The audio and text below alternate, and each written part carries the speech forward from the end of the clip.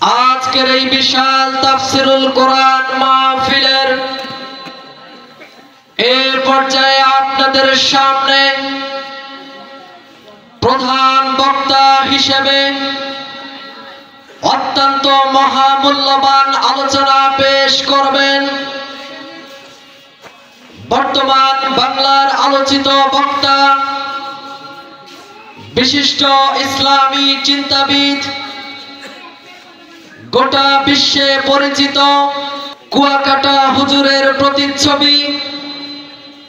আন্তর্জাতিক খ্যাতি সম্পন্ন মুফাসসিরে কুরআন, বিশিষ্ট ইসলামী চিন্তাবিদ, রাজবাড়ীর ঐতিহ্যবাহী জামিয়া সামিরিয়া মারকাজুল উলুম কওমি মাদ্রাসার সম্মানিত প্রতিষ্ঠাতা পরিচালক, কোকিল কণ্ঠের অধিকারী হযরত মাওলানা মুফতি নাঈমুজ্জামান সিদ্দিকী